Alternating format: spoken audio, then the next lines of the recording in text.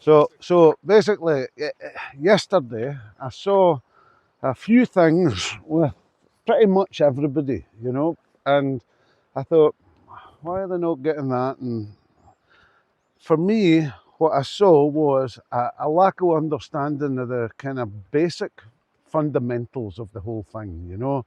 And so this little demonstration is going to centre around the way that I do a roll cast and how that then fits in to a spey cast. Because along the way, as I explain this, you will definitely hear and see, hopefully, the basic fundamentals that must be followed, irrespective of what technique you're really using. You know, you have to follow these, you know. So yesterday we talked about, well, and about this torpedo thing. Um, when I start people absolutely from scratch, this is where I go. Um, there's many ways to make a roll cast actually.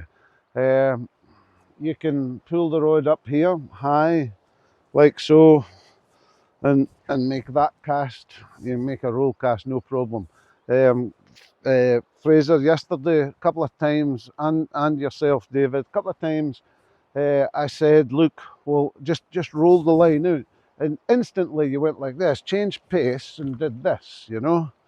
And changing pace when you're making a roll cast is absolute no-no, because what it does, it goes against all the basic fundamentals and principles of spey casting, roll casting, which are, you must keep tension between the tip of the rod and the part of the line that lands on the water or is on the water, which we call the anchor, you know.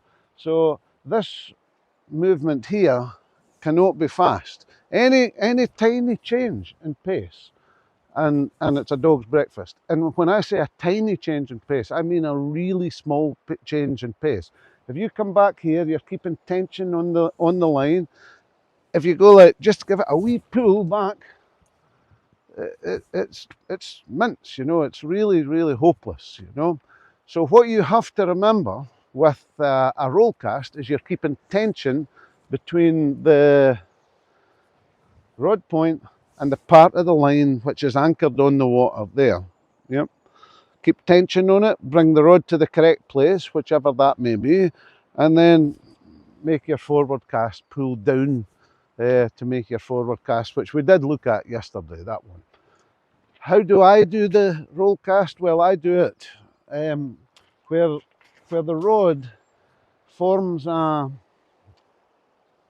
shape like a torpedo. If you imagine a big blackboard here, just a great big blackboard there, and I have a piece of chalk in the end of that rod, you're going to see that rod track absolutely straight and horizontal, and then it turns around like a torpedo or a cigar. So if you think of that shape, horizontal with this, I'm going to call it a little turn, because that's how I'm always going to refer to it from this moment on. Little turn, and then make your forward cast. What the little turn does is it brings the rod from one plane, which is this horizontal plane, Fraser, to a plane maybe 45 degrees, maybe 40, 30 degrees, 40, 45, whichever plane you want to change it onto. But basically it comes around on that plane there, where the rod is moving through a horizontal, and it changes to that plane there, which just moving it up. So what that does is, if I had a piece of chalk on the end of this rod, it would leave a shape just like a big torpedo there. And the key to this one in particular is, if this finger represents the torpedo, the absolute key is to keep the rod moving at the same pace as it goes through that horizontal and around here until this point here. So everything must stay at the same pace until that point there, until you've completed the little turn. So if you change pace anywhere before the little turn's finished, I don't normally do this with a fly on, by the way, which is why I'm ducking. You know, I normally do it with a bit of wool or something. So here, complete the turn and then apply the forward stroke. I thought there was acceleration. Sorry? I thought you accelerated into No, no, absolutely not. So the little turn is done at the same pace as the horizontal movement. Here's the turn. Now, I make my flick out. Only after the turn. If I accelerate in any way, shape or form before that turn, Dave, so if you go like that, and as you were doing a wee bit of this, whoop, sometimes it'll work, sometimes it won't. It just all depends how the line anchors on the water. But you've got no control of that, really. It's going to work sometimes, not another time. How is that then applicable to the Spey cast? I'm just going to go back one. As that rod is tracking through the horizontal, which is there, my lower hand is being pushed away at that time, and my upper hand is palmward up. That's controlling the elevation of the rod, that palm. So when it's absolutely palmward up, then the rod's horizontal, you know. When it's here, it's ready, cocked and ready to go forward again. But that's the position. It's absolutely fine to open your wrist here, as long as that is on the horizontal. It is not fine to open your wrist if the rod isn't on the horizontal, because it's going to go over and down. It's going to throw you completely in the opposite shape to what we're trying to achieve, which is horizontal and up to a new plane. If you imagine that you're doing this one and you're lifting the rod and you've got this and you break that wrist, it actually throws the rod point down into a new plane. This is absolutely the worst thing you can ever do, you know?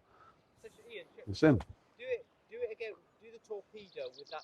Show me what happens to that palm as you go around the circle. Okay, so I'm going to do it here. I shouldn't have had this fly on because it's a bit of a pain in the neck. It's catching, but anyway, so it's flat. Okay, zoom in on it.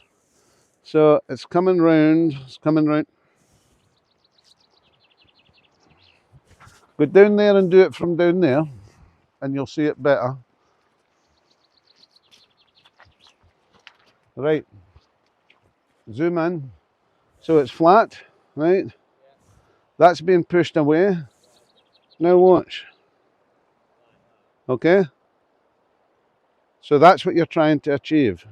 So it's flat, here, here. New plane, bump. Yeah. It is. It's a rotation on the way down here as it's going along the flat, and now it just turns and comes to that position there. Yep, there. All very, very applicable to the Spey cast. So now we're going to, so how does that, out of the way of my camera, by the way, David, thank you. Well done. Sorry, Dave.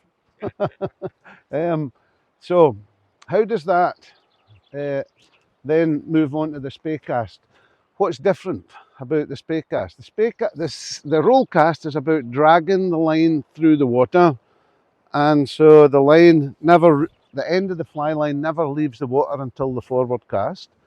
With a Spey cast, so we make a lift and we jump the line from that anchor point and we create a new anchor point up opposite us. And it's the moving of that line under tension, guys. That's the key to making it really, really nice, you know. So how do I do it? And what's the significance of the torpedo now? So here, I always lift. That's to leave the right amount of line on the water, so I have got something to pull against in the key part of the cast. When we talk about the Spey cast, The absolute key part of the cast is the first movement of the swinger sweep there. And what I'm trying to do with that swinger sweep is basically drop the rod down onto the horizontal. So when it hits the horizontal, when I turn and that hits palmward up, the rod is moving through the same horizontal and following exactly the same path as the torpedo. Yep, everybody with that? Yep. So basically, for me to move the line from A to a position opposite me is determined by what happens between here, this point here, and the lower leg of that torpedo. The speed and the trajectory of the rod at that particular point is 100% key to it. So I have to have X amount of line remaining on the water, guys. And as I drop it, watch the line on the water. As I drop this to the horizontal, it strips that line off the water. So everything remains under tension throughout the whole move. But basically all I'm doing is throwing that off to the side and just having faith in that torpedo. Everything comes back to that torpedo, every single thing, and it's having faith in the shape. You know, don't try not think about it as this up wait for the D loop to fall back on the water. So that's kind of old-fashioned way of making a spey cast. So if you watch the D loop behind me, just watch it here just now. So the old way would have been to lift, circle up, wait for the D loop to fall, and then go forward. That would have been, I'll show you at the right speed, David, for your little film. So it's here. So you'd be waiting for the lower leg to fall, then go forward, and that would have been a typical way of making a spey cast. However, all the time you are waiting for that D loop to fall, all the time, if you get a wee gust of wind or something, then for sure it's going to destroy the D loop or it's going to slacken the D loop, and so that's not good. However, if you look at the torpedo method here, it's already there. So the lower leg of the D loop is already in exactly the right position because you're not throwing it away up behind you, you know. And in actual fact, because you're making this little turn on the torpedo, it is basically making the D loop for you. You are the king of the D loop. It's not the king of you. Watch it again. Watch for the little torpedo in the single spey here now. So here's the key point, torpedo. Just turn and go. That's all it is. That really is all it is. As long as you move the rod correctly between this point and the torpedo, everything is good. When I say correctly, I mean dropping the rod from this angle to that angle. Yep. So it starts here and it drops there. Starts here. And if we imagine that this is 180 degrees here and this is 90, by the time this rod tip hits 90, it's going to be following that torpedo. Watch. Now it just follows the torpedo, nothing more than that. But that drop to the 90 is absolutely key to the whole thing working. It has to. So what's the easy way of making that rod drop from that position there to this position here? It's exactly what I'm doing with my wrist right now. Just opening up your wrist. Opening up your wrist. And you have to remember, as I'm opening up my wrist and the rod is tracking down to that horizontal, it also must be moving upstream. So what do I do to move it upstream? That fly is really annoying me. So what do? I do this. So as I track down to the horizontal, so at the same time, I'm just pushing that away. And that's it. Everything's done with a tiny, tiny movement. Where yesterday, David, you were doing this, and giving a wee pull with your right, you know, because that's go from there Yeah. I'm like thinking, right, this arm's got to move it No, down, and no, This arm's it's just not. doing that. Absolutely. That arm is, all can't that let that it one's relax doing the is arm. changing the elevation here. Yeah. So the effort Usually is my made head was like, by right, don't here. move it down, and No. So the effort is made by that lower hand and the turn of your body. That's it. Well done, Bob. I mean, really? Rio, come here. Look at you idiot. So basically, guys, what I'm saying here is practice the torpedo. From that, you get a sense of keeping the rod moving at the same speed. Opening up this wrist with the palm facing up only. Now I'm in what we call the key position. Boom. I can make my forward cast really easy. Everything is in the right place. Good spey casting is about connecting slow movements to fast movements. The slow movements are all about preparing both the line and the rods, bringing them to the correct position before the fast movement. The correct position with regard to the torpedo thing is this one coming around and there. It's after you've finished the torpedo. Everything prior to that is going at the same speed. With the spey cast, the real key point for moving the line from A to B is what happens between the top of the lift and the lower leg of the torpedo. That's it. That area. That's what we really need to focus on. And you can do that pretty much in any way that you would want to. My own personal way is doing it like this, you know, because it gives me consistency in the anchor every time. But that's what you really want to be looking at today, guys. Definitely. How is it you change the angle that you're casting out to? Sorry? How would you? So on the back cast. So that's done with my body. So if my target's here, say 45. If it is 45, all I'm doing is turning. Yeah. So you can see now the line on the water there is facing my target. So everything is already in line and facing my target. If I wanted, if my target was the edge of that big high trees, which is probably on the outer sort of parameters of a single spey cast, but if it's there, what I would do is I would just drift this slightly toward the bank, down to the, and just, you can see now that the line that was left in the water was now pointing there, all because I've moved my body round a little. But I've not moved my hands any different, really no different at all. I've not put any more, not thrown it away up there or anything else. What I've done is I've just changed my body. And if you look here, we'll go a wee bit squarer here again. So it's down to the torpedo, but look, as I'm doing that, I'm just turning my body around, nothing more, nothing more. That body is pulling everything round onto the exact right line, you know. And should you face the target? Yes. So my answer to that question would be wherever your target is, as that line hits the water, and you can see the lines facing your target, I'm moving back onto my front feet, keeping my back straight. So it would look something like this. As I do this cast and turn my body, I'm pretty much moving onto my back foot, and as that lands, I'm transferring it back onto my front foot. That's where I am.